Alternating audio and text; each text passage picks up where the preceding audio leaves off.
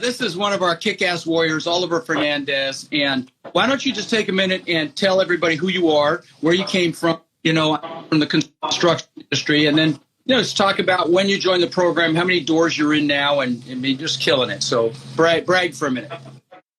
Yeah. So my name is Oliver Fernandez. I live in Washington, D.C. I started investing in Atlanta, Georgia. I bought this little small duplex and was really kind of struggling with trying to figure out how to get into real estate and figuring out how to really grow and scale. And then I started buying I moved up to DC, and then I started buying some single family homes here and was converting them into triplexes and duplexes as well. And I came across Rod's podcast, and all of a sudden he was talking about 100 plus unit doors. And at this point I was petrified of anything like that, because I knew how stressed out I was with dealing with my duplexes and triplexes. And one thing that he said that really resonated with me was that, you could still do your renovations and you could get cash flow from day one. So I was like, wow. Because before the stuff that I was doing, the duplex, converting the duplexes and the triplexes, there was no income coming in. These places were completely vacant. So to be able to get that cash flow from day one, to help pay for the mortgage and the expenses in the property, but then also still get to do what I love, and that's construction. Because I own a construction company. And we do about $20 million a year in that construction, and to be able to be a part of a bigger deal was something that I was always interested in. So that I came across Rod's podcast, and I went to your event in Chicago. What was that? 2019? Yeah. Wow, that was a long time ago. Holy cow! Wow. Jeez. Yeah, and the rest is history from there. So how many doors are you in now? We're in 3,000 doors now. Yeah. And freaking, that's so impressive. So let's pick one. Do a case study. Let's talk about one that maybe had some challenges with and turned out okay, or, whatever. But let's pick one and do a case study. Yep. Yeah, let's start with the first one we did down in Atlanta, Georgia. That was back in 2019. You good with that one? Sounds good. Cool. Yeah, no, we bought this property down in Atlanta, Georgia back in 2019. And this was the first larger deal that we had done. It was down in East Point, and 152 units. And we got it under contract after, 2 to 3 other groups had it under contract but backed out. And we got it under contract. Say something to that. When you get into this business, you're going to find that deals don't go through, especially with the challenges with capital right now, challenges in the debt markets right now. So if you bid on a property and it doesn't go through, you circle back and you stay in touch with that broker, because this is very common. Anyway, sorry, I'm going to interject as you mentioned things. Yeah, no, that's great. No, so people backed out, and they backed out because they were scared of the construction that needed to be done at the property. There was some water infiltration at the property that, destroyed, all of the bottom units in the property. So it turned out to be 20 of those units had heavy water damage. There's a couple of units that had had a fire, and all of those things scared everybody else away. But that was something that I was when I met my partner, just licking my chops, Freaking house. We had the same thing asset in Shreveport you've heard me bitch about for years. 403 asset. We had mold, water intrusion. But let me tell a quick story on that. So this is the importance of talking to tenants when you property, because we had put this place under contract, and at 20 anyway, talked to a tenant to find out these units had flooded. We didn't even know, because the partner had done such shitty due diligence, and we got $1 million off the price just because they talked to diligence. Make sure you talk to the people that are there. We're looking at a property right now up in Tampa, and I talked to the tenant and found out really good information just last week. So as part of your due diligence, Oliver, continue, buddy. I'm stealing your thunder. I apologize. No, you're good. Yeah, so we there was all those down units from the water intrusion. There's a couple fires, and everybody else saw problems, and but I saw opportunity, and the reason why I saw the opportunity is because those duplex and triplexes that I was doing, we had a tenant move into the basement. And the first day they moved into the basement unit, I get a phone call, they got water in the basement. So, I mean, I was pulling my hair out. It was a Friday at like 5 o'clock. You couldn't call anybody to get in there. And next thing you know, I'm in there with a vacuum and I was sweating and just like, you know, why did I get in this business? You know what I mean? Saying, but now I was able to go to this property and basically multiply that over 20 units, you know? And really, we ended up making $4.5 million on that deal. How many doors was it? It was 152, and we invested like, 30 grand into those 27 units. Each unit or 30 total? 20, yeah, there was 27 units that we invested 30 grand in. Wow. Yeah. So we bought the deal at like 60K a door and sold it at like 90K a door. Nice. Yeah. So, assuming it was locations, you raised the money, yes? Yeah, we raised the money. And this was the first deal I had ever raised money on, you know. So I was like, you always are preaching, dig your well before you need it, you know. And that's like, just building the relationships, letting people know what you do, getting in front of people, connecting with people.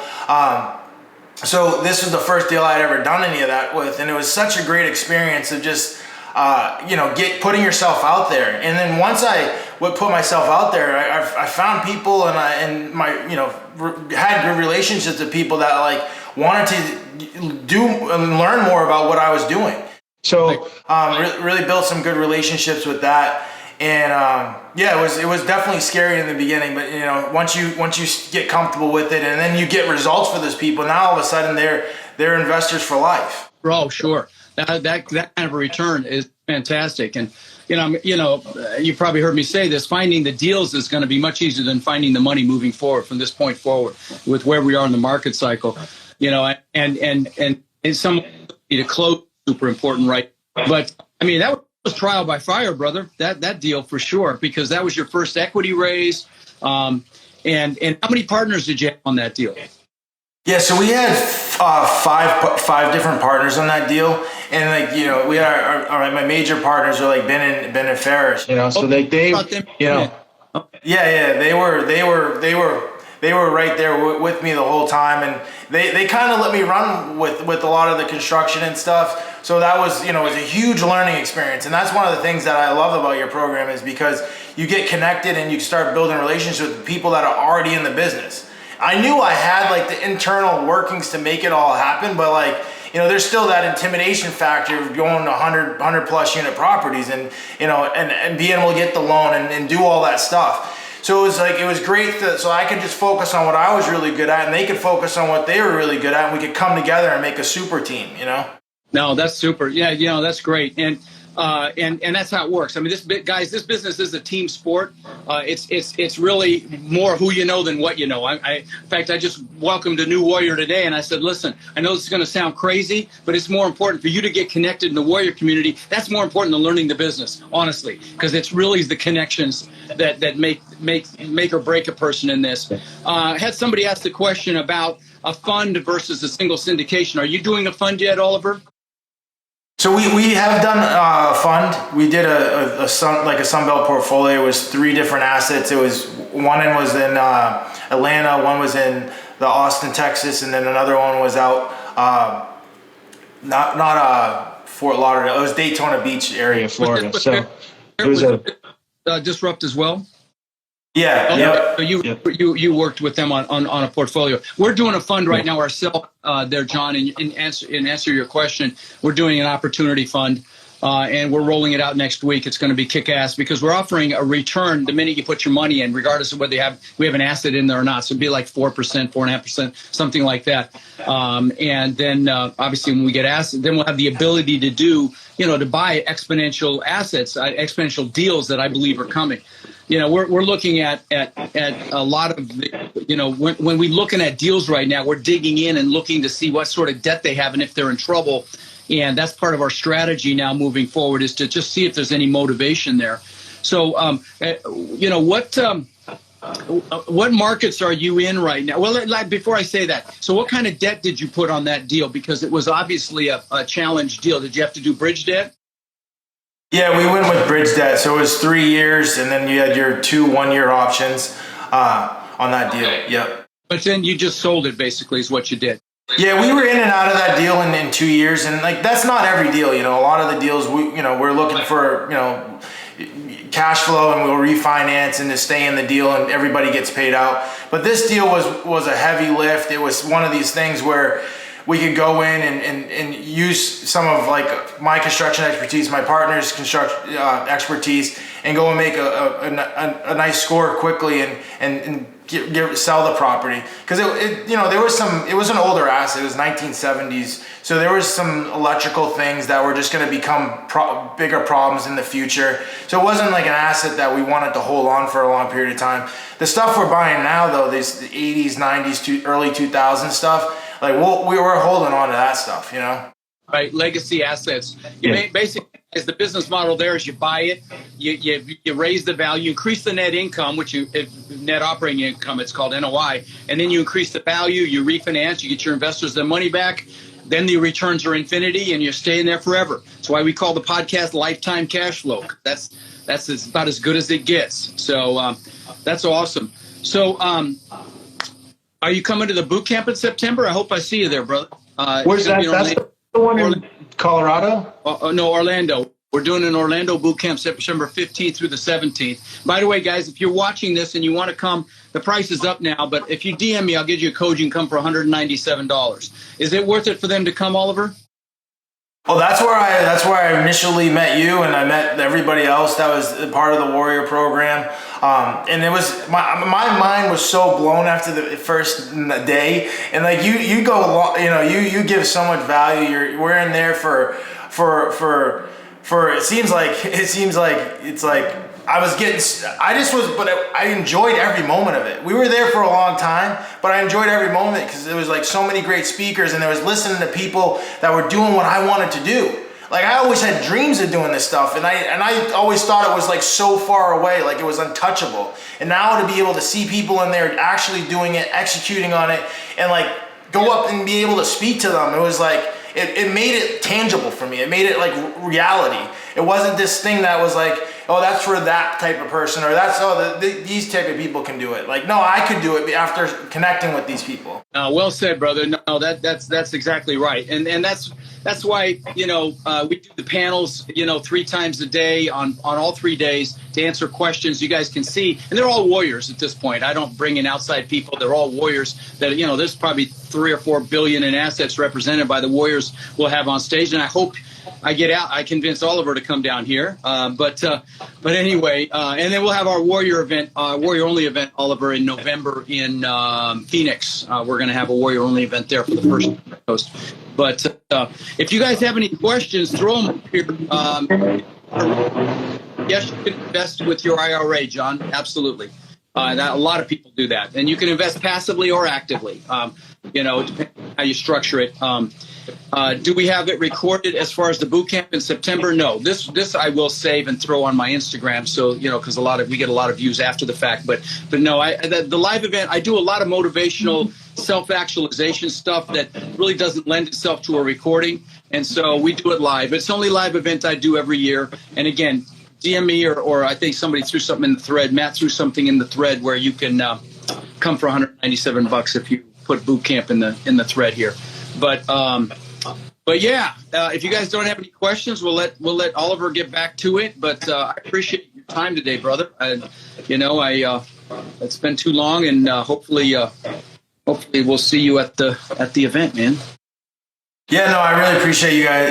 Everything you've done, and I remember point blank when I was first walked in there and I was listening, and it was like such a great aha moment of like, wow, what's really possible. And you helped reframe all of that stuff in my, basically rearrange the furniture in my head. Like, oh wow, there's open your eyes, Oliver. You can, there's something bigger out there. And then, the accountability that the Warrior program and the people that are involved in your groups gave me, it was like, that's exactly what I needed at that point in time to really, go to the next level and get to, the 3,000 units. Yeah, that's fantastic. We do have some questions here, so hang tight. So what was the capital stack structure on that deal you just described? What was the debt and what was the equity? Yeah, so it was a $9 million deal, and we borrowed $6 million, and we brought in $4.5 million to do the CapEx. Yeah. So that was $3 million down payment plus the CapEx. It's called. That's the renovation cost. Okay. Yeah. There you go, Transcend Ventures. Let's see. And it was a bridge. It was a bridge loan, so we had that's basically. By the way, so I'm sorry to interrupt. Bridge loans are used to bridge the gap between a non-performing asset, like this one was, because it had a lot of down units, to a performing asset. And then you either refinance or you sell. In this case, Oliver sold. But the nice thing about there's good and bad with bridge debt. Right now, there are a lot of people that are dying that have bridge debt because their rates have gone up and they have to refinance. And there's going to be some real deals there. We're already seeing them, distressed assets that got this because it's very onerous debt. It's adjustable rate. It's short term.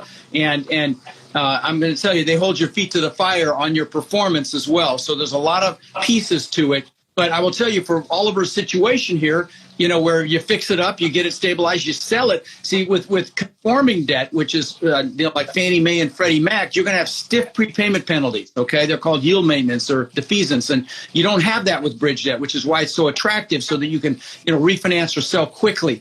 With Fannie Mae and Freddie Mac, you could have very, very high penalties to close out early. Okay, Pasha, how do you deal with small roaches? Can't get them out, and pest control can't do anything. I'll let you take it, Oliver, or I can handle it. Yeah, no, I always call pest control. I don't. You stick with you stay in your lane. Yeah, just call a good pest control company. They'll tell you what to do and get your line. They have to do they have to do the whole building. They have to do units around it. It just depends on how bad it is. Oliver, do you make sure you get the warranty with them? You know what I mean? I love that when you get the warranty with them. They come back and they'll respray and it's good. Good. Okay, George, thanks. Ray Hightower. Okay, Ray must be pushing promotion here. How do you calculate the depreciation on taxes when you have 5 partners? You call your CPA. Okay. Well, in that deal, we had 5 partners, but there's the general partnership and then there was the limited partnership. So we had the 5 partners were in the general partnership, and then there was the limited partnership that had our investors. Right. And typically that's on a split, anywhere from 70-30 to 80-20 to 50-50. What was the split on that deal for you? Probably higher, right? And it was 75-25. So that was like one of our... This is one of your first deals. The last 2 deals we did were 50-50 because they were so good. But, the higher the split in favor of the partners, that you change the split to make a deal work so that the returns are where you need them to be. And that's how you do this business. Guys, get your butt to my freaking boot camp. You learn all of this, okay? And for $197, it's kind of a duh, seriously, if you're serious about this business. And freaking opportunity is coming, okay? I mean, I'm telling you, it's coming. Okay, let's see. Isaiah, how difficult is dealing with home insurance companies in Florida since we have so many hurricanes? Insurance is crazy. That's the problem in Florida right now is insurance. I really believe Florida's going to be like California soon. I don't know if you agree with me, Oliver, but everybody seems to be moving down here. And so I think it's an incredible opportunity. You can get through the insurance hurdle because it'll settle back down. But there's a lot of companies leaving right now. And by the way, if you're interested in my Warrior program, which is what Oliver is in, text the word CRUSH to 72345. And that's how you apply. So again, text CRUSH to 72345 if you want to apply to our Warrior program, which is kick-ass. My Warriors now, I don't even think you knew this, Oliver. My Warriors we're somewhere between 170 and 180,000 units right now.